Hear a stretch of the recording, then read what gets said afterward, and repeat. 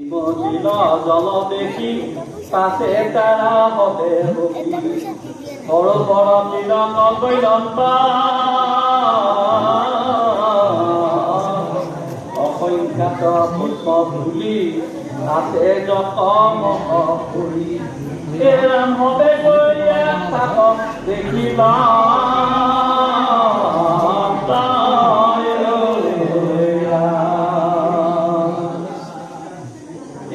পুষ্প পদ্ম পুষ্প সয়ন আনি অতুজনী মহামানী মেয়নীয়া ৰজাৰ পুত্ৰক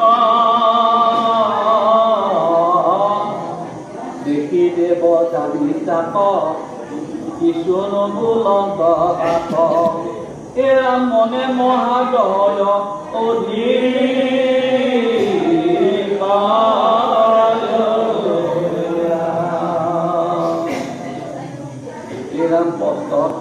জল তলে ততে কন্যা হব উদংগতে নামিলে আনন্দিত হৈ অমূল যদি কন্যা ৰূপে গুণে হবে খেলে যান্ত্ৰী বেলি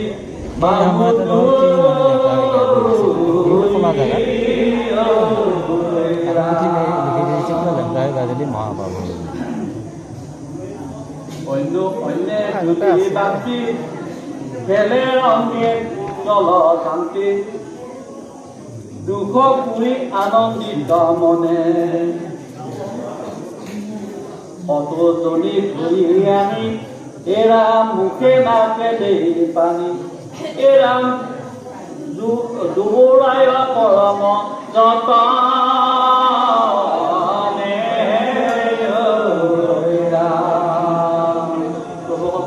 বৰ্ণনা দি আছে কেনেকুৱাকে গা ধুচি আমি গা ধোতে কেনেকুৱাকে ফূৰ্তি কৰোঁ খেলাওঁ এই কথাখিনি ইয়াৰ বৰ্ণনা কৰিছে ইয়াতে হয়তো বুজিব দিয়া নেকি কৰা নাই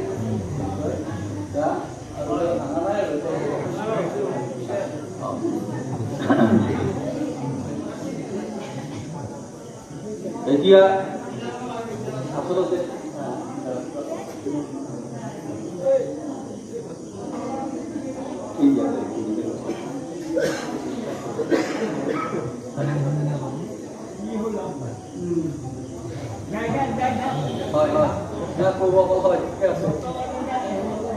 কি ইয়াতে আচলতে ভাগৱতস্থলীত যি সুন্দৰকে সকলোৱে মনে প্ৰাণ কৰি আছে তেতিয়া তাৰমানে এতিয়া আমি এই কলি ধৰ্মত নাম লৈয়ে ঈশ্বৰৰ নাম লৈয়ে সংসাৰ কৰি ল'ব লাগিব সেয়ে একান্ত স্থিতি আমি যদি শ্ৰৱণ কৰি যাওঁ শ্ৰৱণ কৰা দুটা কথা আছে শুনা আৰু শ্ৰৱণ কৰা শুনাটো হ'ল আমি ইফালে গাড়ীখন গৈ আছে তাৰ শব্দটো হ'লো কিন্তু তাৰ কোনো ভৈক্ষেপ নাই ক'ৰবাত কিবা এটা হৈ আছে আমি শুনি শুনিলো এইটো ভৈক্ষেপ নাই কিন্তু আমি এতিয়া যদি একান্ত স্থিতি ইয়াতে শুনি থাকিম সেইটোৱে যদি হৃদয়ংগম কৰি পেলাই শুনো সেইটোৱে হৈছে তাৰমানে আমাৰ শুনা সেয়ে ইয়াত এটা কথা হৈছিল যে য'ত ভাগত থাকে তাত প্ৰভু ঈশ্বৰ থাকে সেইকাৰণে এটা তাৰমানে কথা এটা আছে এৰাম একান্ত ভকত হবে নিৰ্গুণ কৃষ্ণৰ গুণ গাঁৱে হবে বসিয়া যথাত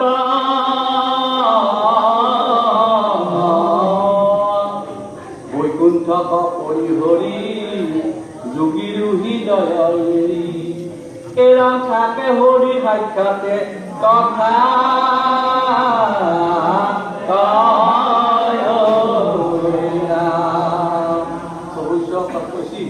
যে একান্ত ভকতে যেতিয়া নেকি নিৰ্গুণ কৃষ্ণৰ গুণ অৰ্থাৎ যাৰ গুণ গাই শেষ কৰিব নোৱাৰে সেই হ'ল নিৰ্গুণ কৃষ্ণ সেই নিৰ্গুণ কৃষ্ণৰ গুণ যেতিয়া নেকি একান্ত ভকতে ইয়াতে গাব শুনব শ্ৰৱণ কৰিব কীৰ্তন কৰিব আৰু প্ৰভু কৃষ্ণ কি কৰিব বৈকুণ্ঠক যিহেতু তাৰমানে স্থান বৈকুণ্ঠ বুলি কৈছে গতিকে বৈকুণ্ঠক পৰিহৰি এতিয়া বৈকুণ্ঠক এইটোৱে যোগীৰ হৃদয় যিহেতু তাৰমানে যোগ কৰি থকা যোগীৰ তপস্বীৰ হৃদয়ত থাকে তেওঁ সেই হৃদয় থাকে আৰু সাক্ষাৎ থকা হ'ল য'ত তেওঁৰ নাম গুণ একান্ত চিতে ল'ব শুনিব আৰু তাতে তেওঁ থাকিব আৰু সেয়ে আমি এই ভাগৱত গুণকে কৰিব পাওঁ আমি তাৰমানে কৃষ্ণৰ যিটো নাম আচলতে এই নামটো আমি ল'ব লাগিব।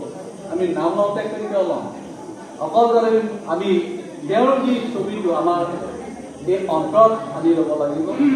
আমি যদি অন্তৰত আনি লৈ তেওঁৰ ছবিটোৰ নামটো লওঁ, তেতিয়াহে আমি একান্ত চিত্ত এটা ভাবা হ'ব। এনেই ওপৰতে ল'লেও তাৰমানে সেইটো নাম লোৱা নহয়। আৰু সেইটোতে কৈছে যে এতিয়া আমি প্ৰভু ঈশ্বৰৰ সৰু এটা কথা কৈছোঁ যে এই যেতিয়ালৈকে জন্ম পায়, জন্ম পাওঁতে তেওঁ এনেকুৱা এটা জন্ম পাইছিল যে পানী পঢ়ি সবাই চিন্তা কৰিলা উপজিলা নাৰায়ণ। কেতিয়াও কৈছিল যেতিয়ালৈকে চব চিন্তা কৰিছিল, স্তব্ধ হৈছিল, এতিয়া প্ৰভু কৃষ্ণ কৰিছিল। গতিকে ঠিক ইয়াতো তই এনেকুৱা ধৰণৰ হ'ব লাগে।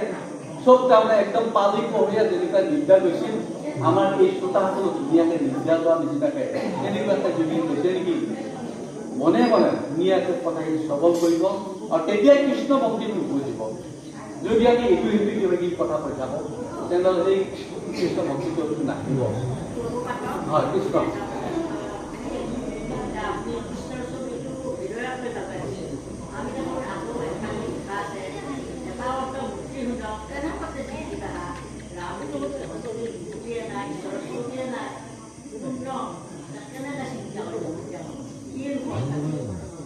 এতিয়া আমি সেইটোৱেতো দিয়া তেওঁৰ আমি অকল তাৰমানে এতিয়া ছবিটো আমি যদি অকল ভিৰত লওঁ সেইটোতো নহয়। আৰু সেইটো কাৰণতে এই ভাগৱত নাম ভাগৱত হৈছে প্ৰভু কৃষ্ণ, কৃষ্ণৰ যিখিনি গুণ গৰিমা ইয়াত গোটেইখিনি আছে।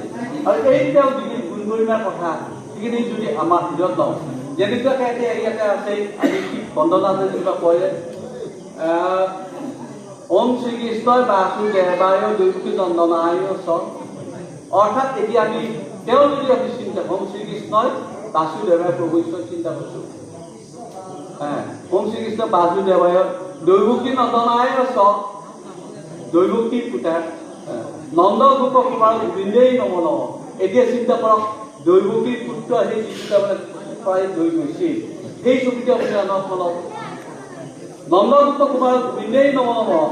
অৰ্থাৎ যেতিয়া নেকি সেই গোকুলত থাকি গৰু চালাইছিল, গৰু চাওঁতে তেওঁ গোবৰ্ধন ধৰি ৰাখিছিল, তেনেকুৱা ছবিটো অলপ তেতিয়া সেই ছবিটো আহি তেওঁ নমো পংকজ নাভয় নমো পংকজ আমালে নমো নেতায়ে নমস্তে পংক লোকে।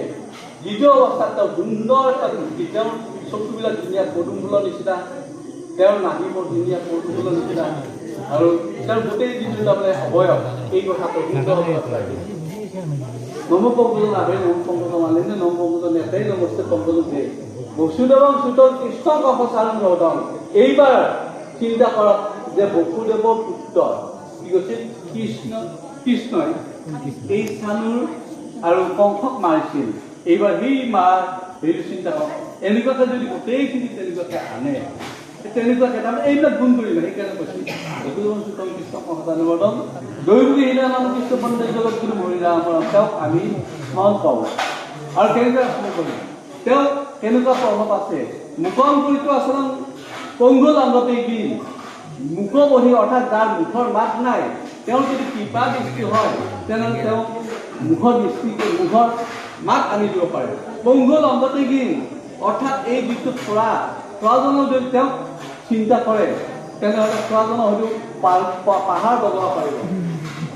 দত্তি পাতামন সেই প্ৰভু আমি চিন্তা কৰোঁ। এনেকুৱা যদি আমি সেই তেওঁৰ যিখিনি গুণ গৰিমা এইখিনি